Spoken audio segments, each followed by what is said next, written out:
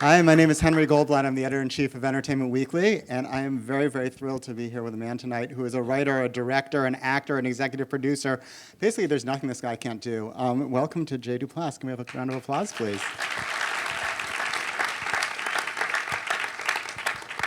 Can I tell my wife all those things that you just said? Absolutely. I gotta ask, after watching an episode like that, do you ever want to shake Josh and be like, no, what the heck are you thinking? All the time. That last moment where I'm watching Colton, I'm a dad. I've been with my wife for 15 years. I'm very different from this dude. So, like, this kid comes to me and he wants love and acceptance, and like, every bone in my body wants to give it to him. And basically, Jill's direction to me at that point was, you can't do shit. You have to stay, and you just have to deal with it, and whatever happens to you, happens to you. But she's like, I don't want you to say anything. I don't, because, you know, we improvise a lot, but this is one of those moments where she locked me up, and she made Josh out of me, as she tends to do. But yeah, I always want to slap him around. But I think that's the lucky part about playing a guy like this, is that he's, I think you can see, like, he wants to do good. He's got that little nugget in him that wants to do good things and be a good person, and he has zero fucking skills. And I think that's what makes it, tragic and funny at the same time. Tell us about the improvisation on set. Is there a scene in particular that you remember that you sort of lent yourself to that made it more Joshy? Yeah, we improvise almost every scene. It's not like we're trying to make jokes or anything like that. It's like goal-based improvisation. You know what you're trying to accomplish in the scene, and it's a way of just breaking from book and making sure that everything is spontaneous and, kind of creating that feeling that anything could happen in this moment, because anything actually can happen in that moment. I think in this episode, the most improvised scene was the scene where Josh tries to put the ring on Raquel prior to appropriately proposing to her, and we only had probably 10 minutes to shoot the scene, so it all had to happen basically in one setup. And so I was just chasing Catherine Hahn around the room, and we had that incredible happy accident where I tried to put it on the wrong hand. Was that this episode? I didn't get to see it. Okay. That was a total accident, because I was just trying to get it done, and I remember saying things like, it's just a ring, and it just goes on the finger for the people, when the people are here, and when the people go away, the ring comes off the finger, and then the real ring comes in. And there's something about, we shoot really fast on that show. We move incredibly fast, and we kind of short days, 5 days a week, and we don't do a lot of takes, so Jill expects us to come in as the character and just do our thing, and she really does encourage. I mean, she hires all people who have very strong ideas about who they are and what they're doing, and so she encourages it. And almost always when I'm doing stuff, she rewards whatever I'm coming up with. With this episode and the next couple episodes, we see Josh hitting a low. Spoiler alert if you haven't seen the next episode, but things don't go all that well with Rabbi Raquel. What was it like getting into character, and preparing for that? Oh man, it's a doozy. This show is a doozy. I love it. I feel lucky to be on it. But it definitely, this season, this is just the beginning of Josh's woes here. I don't know. I think, the creator, Jill Soloway, made this show. It's based on her life. Her father transitioned at the age of 70, and, it's very real. And similar things happen with her and her sister where, their parent sort of jumped off a cliff, and everyone else was like, oh, I guess we're jumping off of a cliff too now. So it comes from this profound wellspring of, I don't know, I just feel lucky because she created a family. I mean, Gabby and Amy, who play my sisters, I text them every day and we take care of each other. It's truly is that way. So I don't have to prepare a ton. I kind of know what is at stake. we talk about, I mean, just from the beginning of the show, we talked about this idea that Josh grew up in a family of three incredibly strong women and a father who was not present, and then, later figures out that his father wasn't a man anyways and is now a woman and is also a very strong woman, and he doesn't know how to be. He doesn't know how to be a man. He doesn't know what to do. He doesn't know what it looks like, and he's taking his cues from media and from music industry people in LA, and it's putting him deeper and deeper into a hole, and it's great. I was going to say, very good influences there. Great influences. So that's we work with that huge depth and soup of the depth of where this family came from. And so I just kind of live in that, and I love Catherine Hahn, and I love Josh, and I want him to be with her. So I just do it. We'll get to that in a few minutes, but I wanted to take you back to the pilot in particular. And what was your first impression of reading the Transparent pilot? My first impression was, okay, this is good. Nothing is good, and this is good. Everything sucks. And this is about real people, and it's deep and scary, and it's funny. But I had a very weird experience of getting cast in this, and all of you actors are going to want to flog me on my way out, because I wasn't an actor really before this. I had done small things in my friend's work, and I was at a party with directors. We directors sometimes get together and talk about which actors are crazy and which ones are nice and easy to work with. It's the only way to know, because one or the other will make or break your movie. And Jill was there, and I had loved her movie Afternoon Delight, and I was telling her that, and she said, I am about to make a TV show that is about my life. It's going to be my life's work. She knew it, and she said, I have the whole family, and I don't have the son, and I need a 35-year-old, wildly insecure / wildly charismatic Jewish guy. And I was like, I know all those dudes. They're all my friends. And so I was like, as directors do, I tried to help her find that person. And we talked about it for a while, and she was like, I don't know what it is, but it needs to be something different, something unexpected. And after about 30 minutes, she stopped and she said, it's you. That's amazing. It's amazing, and you're going to want to kill me. And I said, no. I said, no, Jill, I have my own TV show. I was just starting up Togetherness at the time. I was scared, and I was like, I'm not an actor. I'm not that Jewish. I'm like an eighth Jewish. It's just all in my appearance. And I was like, I think you can do better. And she said, well, you're going to come in tomorrow, and you're going to read with Gabby and Amy.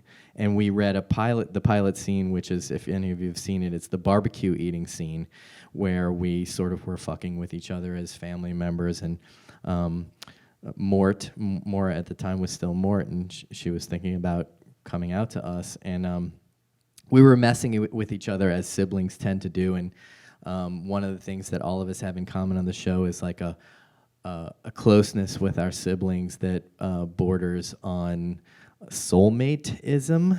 We've all sort of figured this out later on, and we were messing with each other in that way, and it was really funny. And when the scene was over, I looked over at Jill, and she just went, basically like, who are you to deny that you are a part of this family? And so even at the time, I was like, well, Amazon's not even a network. They're just a place where you buy things, and we'll do this pilot, and it'll be on the web. And it was shot very independently on the east side of LA. I never dreamed that we would be winning a Golden Globe 7 months later at the forefront of the civil rights movement, and that I would be doing an Emmy campaign as an actor. And it's been the best thing that's ever happened to me in my professional life. That's amazing. How about a round of applause?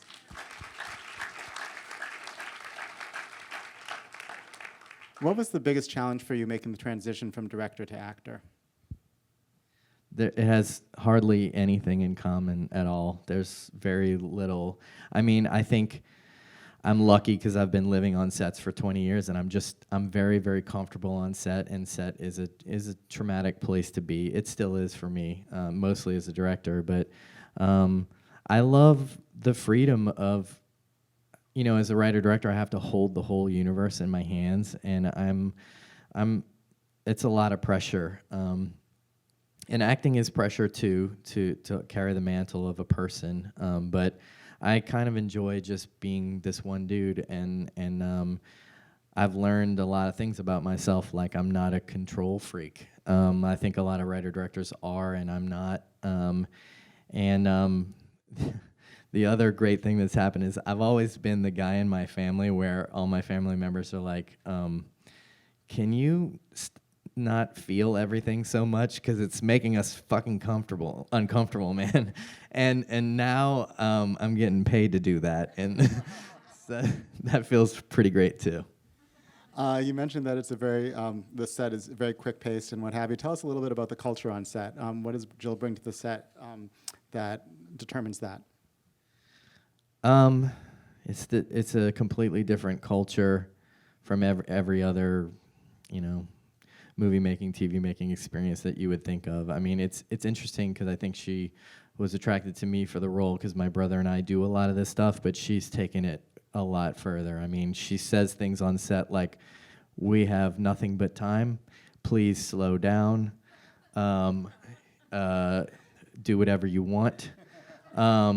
It's really amazing. And we have we have a lot of trans people who work on the set. It's very like affirmative action environment.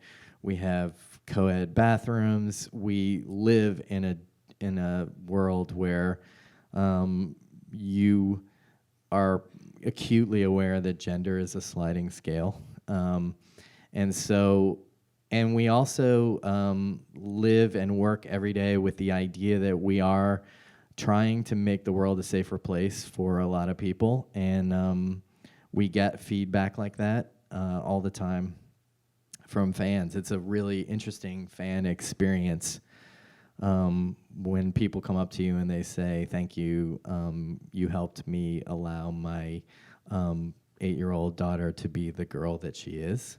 I also get, "Don't you fuck it up with that rabbi, I will hunt you down."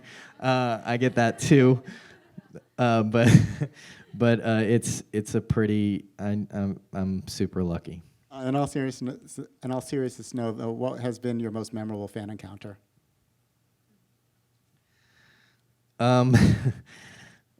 Besides, don't F it up. Yeah, I think when we were at Sundance, we showed it at Sundance, and a family was standing there with their daughter, who was about 9. And they saw us, and I'm gonna start crying. They just started crying, and they came up to us and they said, "Thank you for letting us be the family that we are now, because before we saw your show, we were totally broken, and we were a mess, and now our daughter is who she is, and we're happy." And then they said, "Don't F it up with a rabbi." And then they said, "Don't fuck it up with a rabbi."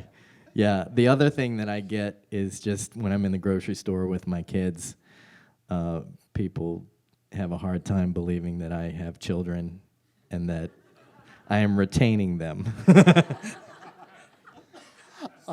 You've been an actor now for all of 4 whole years? Pretty much. Tell us. Don't beat me. Tell us a little bit of how did you, besides sort of seeing the script and realizing how wonderful it is, was that like a germ inside you that you're like, I need to nurture this, or was this just a total surprise for you? It was a total surprise for me. I have been the camera operator on all the stuff that we've written and directed, except for Togetherness, and so I've been like literally on the other side, impossible, to get out, and it never occurred to me to do it. Yeah, and I think it's just a total surprise, and the fact that I love it and have joy in it is pretty amazing. It's like I can't imagine my life without it now. How did you earn your SAG card? I don't know. They just gave it to me because I was on the show. I don't know. You guys are going to hate me, man. The non-actors are like, why does he wear it? And all the actors are like, I'm going to get his ass. What's the best advice that you've received working in the business?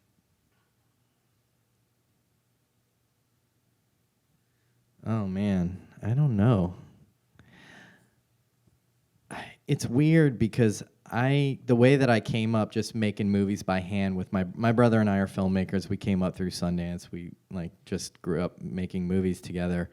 And we never got any advice. I never knew anybody in the industry. I don't think I've ever gotten any advice. I think we've just messed up so much along the way. Like, our mess-ups have been our own advice. But I mean, you know, the one thing that I do take from my own lessons that I take to acting, it's something that my brother and I have experienced a lot. And I don't know how to articulate it, but when we would watch auditions and when an actor would walk from off camera to on camera and then they would like put on a face or whatever, we knew that an audition was gonna go bad. And there's something about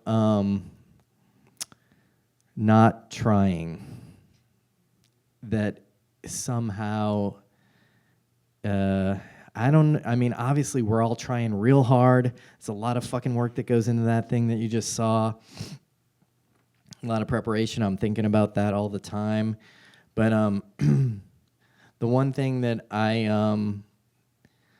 always rely on as an actor is, you know, just stop giving a shit so much. You know, just be a human being and release and let go. And as a writer-director, I think the analogous idea behind that, that my brother and I have sort of like articulated between each other is this idea of forget all the rules, forget all the ideas.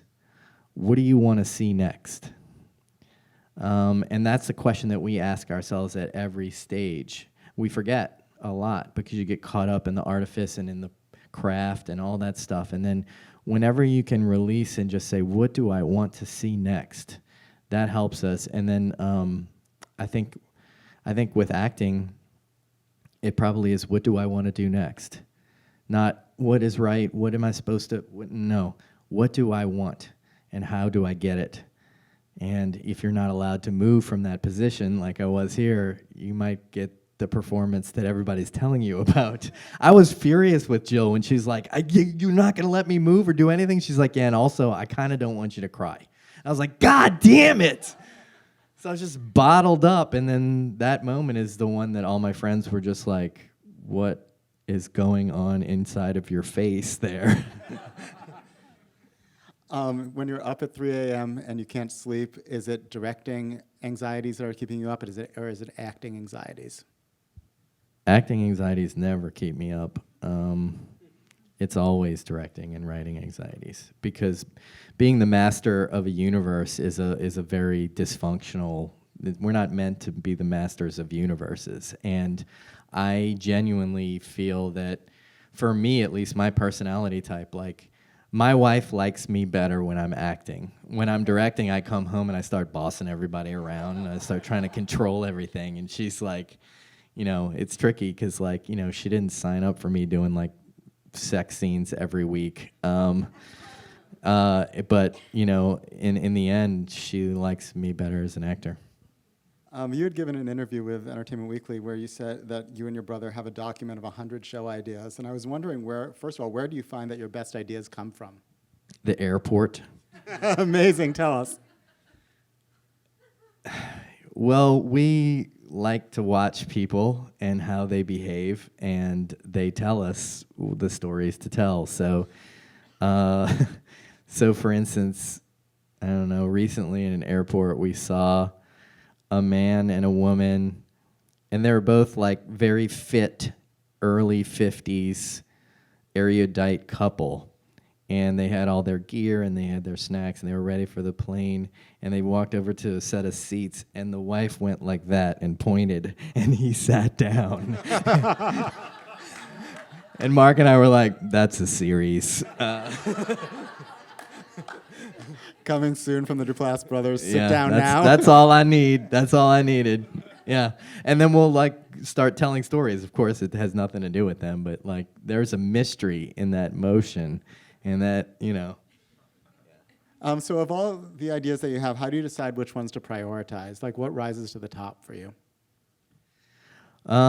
This is where I'm like, as a creator, I'm super lucky to have a brother where our process is very much like an oral storytelling process, and it is like, hey man, I keep thinking about that lady that made her husband sit down at the airport, and he'll be like, yeah, I'm thinking about that too. And we just tell each other stories about what we're thinking about, and the ones that keep coming around more and more, they tend to get made. And that's really it. It's as simple as that. It's the ones that move us the most, that contain the most potential energy for us. I tweeted out that I was doing this panel. I got an overwhelming amount of Twitter questions asking why Togetherness was canceled. I know that you can't answer that, but how did you find out that it was canceled? Well, we got a phone call from the higher ups at HBO, and they kind of warned us a little bit ahead of time that there was a lot of change happening at HBO, and that nobody really understood what was happening, and that, ultimately nobody really understands what's happening to the TV industry right now. It was very surprising because, the people at HBO had expressed many times to us that our show was their favorite show personally. They kept saying, like, it's an adult comedy. So weird. It's what a novel idea. A dramatic relationship comedy for adults. But it was we were like halfway through writing season 3, so it was very heartbreaking.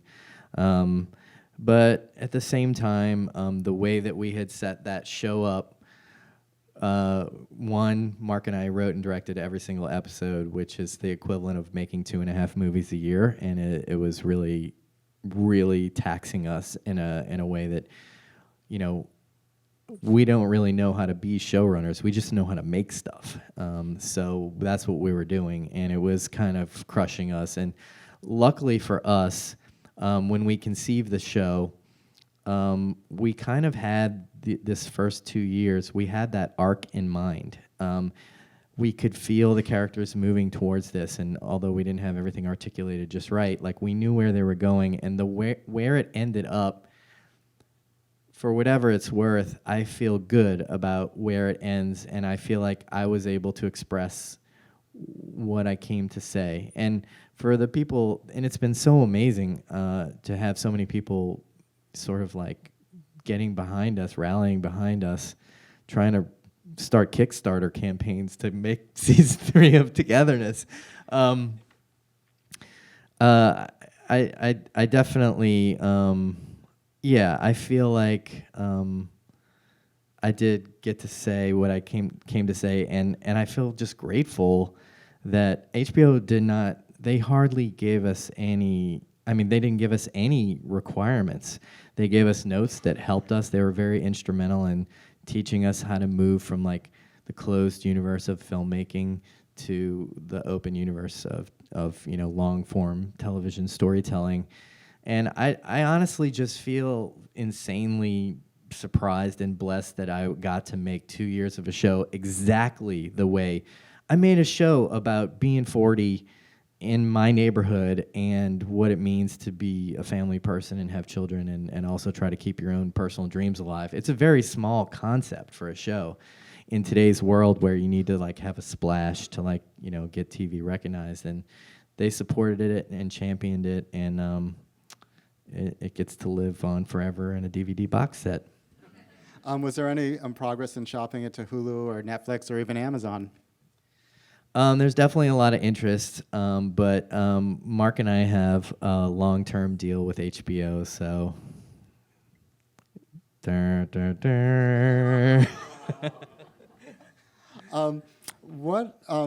You've had a lot of, I want to turn back to Transparent. You've had a lot of terrific guest stars on the show. We saw a few of them in this episode. Who are some of your favorites? Were you starstruck by any? Carrie Brownstein, man. There was a moment where I realized I was going to be making out with Carrie Brownstein, and it was the first time, because I grew up like Catholic, and I'm like very private person. I was like, I'll make out with Carrie Brownstein. All the guest stars are phenomenal. I mean, I'm hanging out with Angelica Houston on a regular basis right now. I'm like a dude who grew up in the suburbs of New Orleans, just kind of like, you know, eating nachos and pizza rolls and watching HBO. And I'm hanging out with her all the time. It's nuts, guys. It's insane. On the flip side, you've done some guest spots as well. What's it like to come to a set and be a guest star, and what sets have been some of the more welcoming ones? I have been. My brother and I play new agey midwives who are trying to poach Mindy Kaling's clients on the Mindy Project, this show that she has. It's the most absurd thing in the world and the funniest thing to do. I'm in like, I think I'm in like 15 or 20 episodes of that thing, and I have like maybe 15 to 20 lines of dialogue. I'm like a Muppet on that show, basically, like Beaker. It's just really fun. I mean, that I did start that before Transparent, but that's hardly, I mean, to me, that's like 100th of the work that I'm doing on this. But it definitely woke me up a little bit. And I also got pissed at my brother. I'm like, you've been having this much fun all this time? You didn't tell me, you dick? Like, come on, man. What TV shows are you binging right now? I'm obsessed with The Americans. I think The Americans is weirdly underwatched for what it does. I mean, it's like a weird thriller, mystery, action, family values story about Russian spies living in the U.S., and I think the performances are great. Trying to think what else. I really loved Baskets this year. I thought Baskets was like high art, like balls out comedy at the same time. I'm loving TV right now. You couldn't pay me to watch TV 6 years ago, and now I can't keep up. We've got a couple of questions from the audience, if that's okay. Yeah. First one is, how do you deal with rejection? Quantity. I honestly, because we came up making our own stuff and just, we always had to have like 5 or 6 things going at once. And every once in a while I get totally swamped in what I'm trying to do, but I try to keep it as much going as possible so that I can like really actualize that idea that we all intellectually know, which is that if it's not happening, it's not supposed to be happening. It's easier for me to do that if there's like something else to sink myself into right away. So I kind of almost don't even regard it. Also, if I read a review and I like detect a hint of negativity, I just move on, you know? So you were the type of guy when you were single, before you broke up with a girlfriend, you had the next girlfriend in place? Probably. I don't even know, but it's probably true. Can you talk about the process of going from an initial pitch to actually shooting a series? Yeah, Togetherness is the only TV show that we've created like from the ground up, and it's definitely fraught with peril, because essentially, by the time I pitched it to HBO, I knew the whole first season in detail, you know, and if they don't buy it, if no one buys it, you're just sitting on 2 years of work basically, and that is a very tricky scenario. With our movies, we would always be like, take it to studios and be like, hey, look, you want to make this? That's great. Otherwise, we're just gonna like go to our friend's house and make this for like $65,000. You know, it's gonna get made on some level, but a TV show is not that way. We are experimenting with like making TV shows independently more now, but it is a lot of time and energy to put into something that the odds of it going are really low, even if you have like a long track record like Mark and me. So that was very, very scary waiting to get green light for Togetherness, because I had put so much of my life into it. And if they said no, I was just gonna, and at that time too, HBO was really the only place where I wanted it to be. I of course would have made it somewhere else, but they were the place to make it. We had mentioned that you were halfway through writing season 3 of Togetherness. Can any of that material be reused thematically or in different ways? Oh yeah, it'll definitely show up. I mean, everything gets repurposed if it isn't used. There's a giant soup of. I mean, honestly, everything that happened on Togetherness is something that happened to someone that we know. We just tie it in and repurpose it here and there. So the woman who's pointing to her husband to sit down in the airport, she's going to have all sorts of the same lines. Yeah, she'll show up later. You'll see her in about 7 years. All right, I know all these fine folks came here because they're huge Transparent fans, and I didn't talk to Jill Soloway a couple months back. She said after the heaviness of season 2, season 3 is going to be a little lighter. Can you give us a little clue into season 3? Yeah, I think one of the overarching defining things about season 3 is it really starts to explore the community at large, the East LA community, the sort of like trans community, the just the artist community that we live in over there, and how it functions and how people are dealing with life. So that's a really exciting part of the season. And then for my character, it is a little bit more fun. It can't really get darker than season 2 for Josh. It's always been like hinted at that Josh and Allie, his younger sister, played by Gabby Hoffman, were sort of like a duo that helped each other survive their mysterious and unparented childhood, basically. And so what we explore a little bit with Gabby and me in season 3 is this idea of your sibling as your soulmate. Can anyone, when you've had such a specific upbringing like this, can anyone possibly know you and love you better than your sibling can? And when you're that fucked up, can anyone live with you other than your sibling? So we kind of explore the sort of Grey Gardens potential for Josh and Allie. And it's pretty fun. That's amazing. Well, let's have a round of applause for Jay, please. It's terrific. Thanks for being here. I can't believe you guys are here to watch me talk. It's insane. Thank you so much for coming.